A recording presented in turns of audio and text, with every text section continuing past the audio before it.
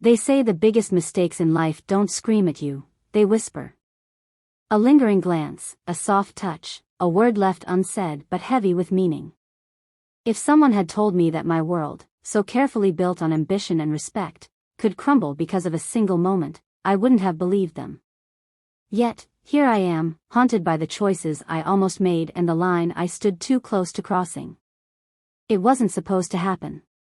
My life was structured, predictable, safe. I was respected, successful, and married to one of the most powerful men in the industry. But success and appearances can't fill the quiet void that grows between two people over time. And that void, it has a way of attracting chaos, of pulling in things you can't control. That chaos came in the form of Alex. Young, talented, vulnerable Alex. The son of my husband, Neil. At first, I thought of him as a project, someone I could guide, shape, and mold into the writer he wanted to become. But somewhere between mentoring sessions and late-night conversations, the lines blurred. What started as admiration became something deeper, more dangerous, a connection I couldn't ignore and shouldn't have wanted. I never planned for this. But the truth is, sometimes life doesn't ask for your permission before it upends everything. And now, as I stand here, reflecting on the choices I made and the ones I didn't, I can only ask myself one question: how close can you stand to the edge before you fall? The night of Alex's book launch arrived with all the pomp and grandeur Neil was known for. A room filled with glittering chandeliers, polished floors, and an audience of industry elites. I should have been basking in the glow of yet another professional milestone. Instead, all I could think about was the magnetic pull I had been fighting against since the night in my office. Alex looked every bit the star of the evening, confident, sharp, his smile practiced but hiding layers I had come to know all too well. Neil stood beside him, beaming with pride that didn't quite reach his eyes. And then there was me, caught between the two of them, pretending that nothing was amiss. As Alex delivered his speech, thanking everyone for their support, his gaze kept flickering toward me. It wasn't obvious to anyone else, but I felt the weight of it, the silent message behind his words. I clutched my glass tighter, forcing a smile that felt like a mask, my pulse quickening with every passing moment. When the applause finally died down, Neil excused himself to network with some potential investors, leaving Alex and me alone at the edge of the bustling room. My instinct screamed at me to walk away, to find someone, anyone, to talk to. But before I could move, Alex was beside me, his voice low and steady. "Lila," he said, his eyes searching mine. "We need to talk." "This isn't the time or place," I replied quickly, my voice barely above a whisper. "It never is it?" he said, a hint of frustration in his tone. "But we can't keep pretending this doesn't exist. You know it as well as I do." "Alex," I started, my voice trembling, but he cut me off. "I can't keep going like this, Lila. Watching you from a distance, knowing what's between us but not being able to say it out loud. It's driving me insane." His words hit me like a blow, the intensity in his voice threatening to unravel the resolve I had so carefully constructed. I looked around, the room spinning as I searched for an escape, but his presence grounded me, demanding my attention. "You're Neil's son," I said, forcing the words out as if they could act as a barrier between us.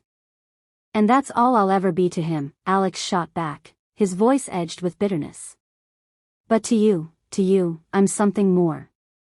Don't deny it." My heart raced as his words hung in the air, daring me to respond. He stepped closer, his gaze unwavering, and I felt the tension between us crackle like a live wire. "This, whatever this is. It can't happen," I said finally, my voice barely steady. "Do you know what it would do to Neil? To us? To everything we've built?" "I don't care about the business or the optics," he said, his voice low but firm. "I care about you. About us." His words were like a dagger, cutting through my defenses. For a moment, I felt myself teetering on the edge, drawn to the possibility of letting go, of feeling something real for the first time in years. But then, like a cold splash of water, the reality of what I stood to lose came rushing back. I care too much to destroy everything, I whispered, my voice cracking with the weight of my emotions. This has to end here, Alex. It has to. He stared at me, his jaw clenched, tears threatening to spill from his eyes. If that's what you want, I'll stay away. But don't ever think I didn't care. As he turned and walked away, the room seemed to close in around me. My heart ached, but I knew this was the only choice I could make. The air in the room grew heavy as I stood there, trying to gather myself. Neil returned moments later, oblivious to the storm that had just passed. I plastered on a smile, but inside, I felt like I was crumbling. I had stood at the edge of the abyss and made the choice to walk away. But as the night went on, I couldn't shake the feeling that a part of me had been left behind. The weeks following the book launch were a whirlwind of success for Alex. His debut novel was met with critical acclaim, praised for its raw emotion and depth. Neil basked in the glow of his son's achievement, proudly proclaiming it as a family victory. But beneath the surface, the distance between Alex and me was undeniable, a silent fracture that no one else could see. I avoided him as much as possible, keeping our interactions strictly professional when unavoidable. The easy camaraderie we once shared was replaced with careful, measured words and stolen glances that neither of us acknowledged. It was as if the weight of our shared secret had created an invisible wall between us, one we both knew we couldn't breach. One evening, as I sat alone in my office, Neil knocked lightly on the door and stepped inside. He was unusually cheerful, holding a glass of wine and a newspaper featuring Alex's glowing review. "You did a good job with him, Lila," he said, his tone warm. "I knew you'd bring out his potential." His words landed heavily, the irony twisting like a knife in my chest. I smiled faintly, offering a noncommittal response, but my thoughts were elsewhere. Neil saw Alex as an extension of his legacy, another trophy in his collection. He had no idea about the turmoil that had unfolded right under his nose. That night, I sat by the window, staring out at the city lights, and let my thoughts wander. I replayed every moment, every decision, and every word Alex had said. The memory of his confession, the look in his eyes, and the longing I had felt threatened to pull me under. But I reminded myself of what was at stake: my marriage, my career, my reputation. They were all intact because I had made the only choice I could. Still, I couldn't deny the ache that lingered, the what-if that loomed in the back of my mind. I had walked away, but at what cost? The part of me that had come alive in Alex's presence now felt dormant again, buried under the weight of responsibility and self-preservation. Months later, I attended another event, this time for the launch of Alex's second book. He was the star of the night, standing tall and confident, the crowd hanging on his every word. When he caught my eye from across the room, I felt a pang of something I couldn't quite name: pride, sadness, maybe both. As the evening wound down, Alex approached me, his expression calm but guarded. "I just wanted to thank you," he said quietly. "For everything." "You did this yourself, Alex," I replied, my voice steady but soft. "I just helped you see it." He nodded, the weight of unspoken words hanging between us.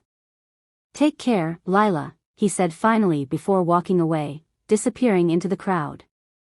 That was the last real conversation we had. Life went on, as it always does. Alex's career soared, Neil continued his relentless pursuit of success, and I returned to the carefully curated life I had built.